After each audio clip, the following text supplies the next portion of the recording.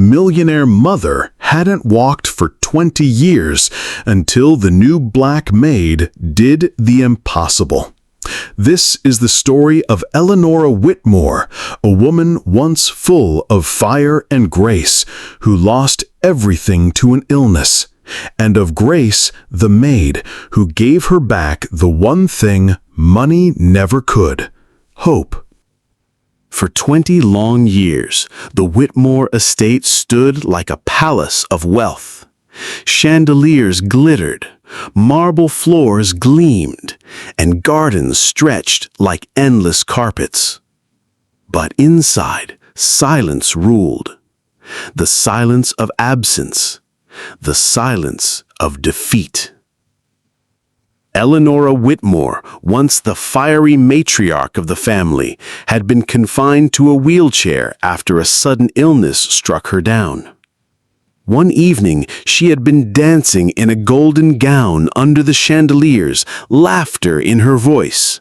By the next morning, her legs no longer obeyed her. Doctors from New York, London, and even Geneva arrived with polished shoes and polished words, but their verdict was the same: you will never walk again. At first, Elanora fought. She tried every therapy, every diet, every new treatment, but as the years passed, hope drained away. The proud woman who once commanded ballrooms became a frail figure in silk robes, wheeled from window to window, shrinking further into herself. Her son, Daniel, cared in the only way he knew. He hired the best nurses, made sure she had everything money could buy, but he stopped believing she could ever change. To him, the wheelchair wasn't just a chair. It was permanent. A throne and a prison rolled into one. The house had riches beyond imagination, but it lacked the one thing that mattered: freedom. Then came Grace, a black woman in her mid-30s, hired as a maid. She wasn't intimidated by the wealth or the grandeur of the mansion. She carried herself with quiet dignity. On her very first day, when Elanora snapped at her for moving books on a shelf, Grace didn't bow or apologize endlessly like the others. Instead, she simply said, "I only moved them so you could reach them easier, ma'am." That tiny act, a simple thoughtfulness, spoken without fear, was the first crack in Elanora's hardened shell. Grace noticed what others overlooked: the way Elanora's hands trembled as she reached for a teacup, the way her eyes lingered on old photographs of her dancing, the pain in her voice whenever she was wheeled past the grand ballroom she hadn't entered in decades. Grace listened. And in listening, she uncovered wounds deeper than paralyzed legs.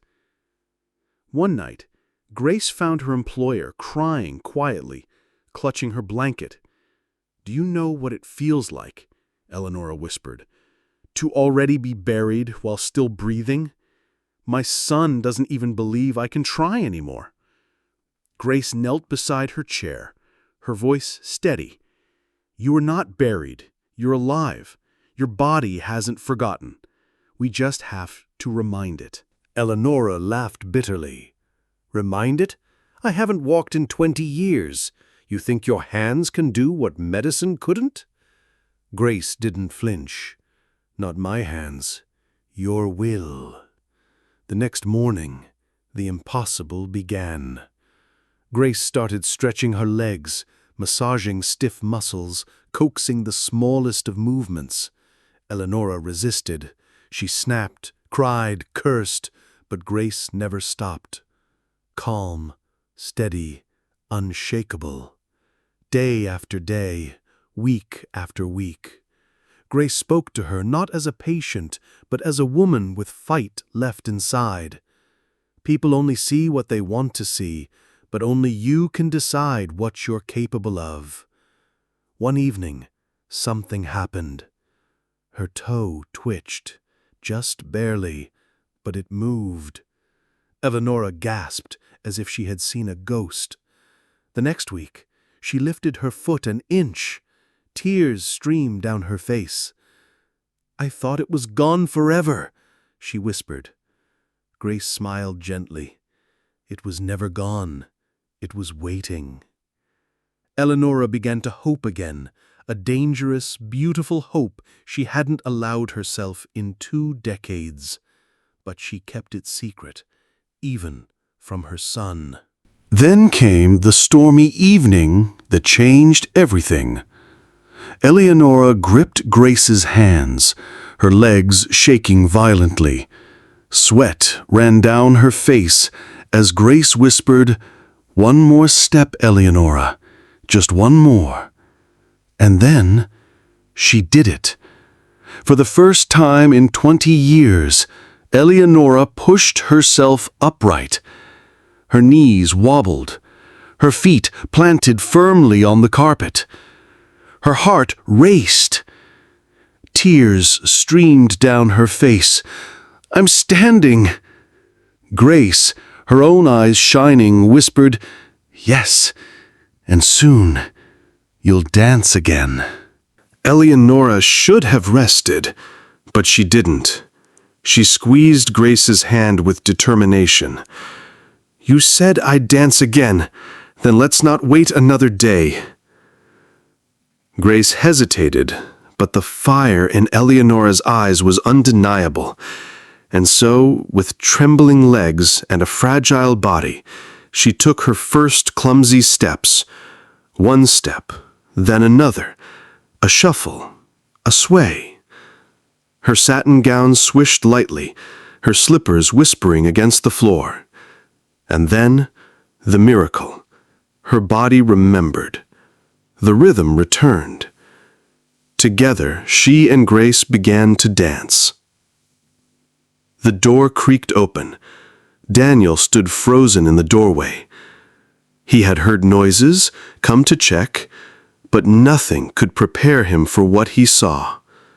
His mother, who hadn't walked in 20 years, was standing, dancing, laughing. His throat tightened, his eyes blurred. "Mother, how is this possible?" Eleonora turned to him, her face glowing. For a moment, she almost faltered, afraid his gaze would drag her back into the chair, but Grace's steady hand grounded her. "Look at me, Daniel," she said breathlessly. "For 20 years, I was buried alive, but now I am living again." Daniel's voice shook. "How?" Eleonora's trembling body straightened, her voice stronger than it had been in years. "Because she refused to let me rot. She saw me when no one else did. She believed when even I could not. And I will not let her go." The room fell silent. Grace stood quietly, holding her steady. Daniel saw not just a maid, but the woman who had done what doctors, money, and the world had failed to do. She had given his mother back her life. We invite you to join Lightstories if this story strikes a chord with you, makes you smile, or stirs up strong emotions in you. Each story is meant to uplift, heal, and remind you of the beauty that comes from human connection. Share this story with someone who believes in kindness and second chances by clicking the subscribe button and turning on the notification bell. Keep your heart open till we cross paths again, because you never know when someone might ask, "Can I join you here?"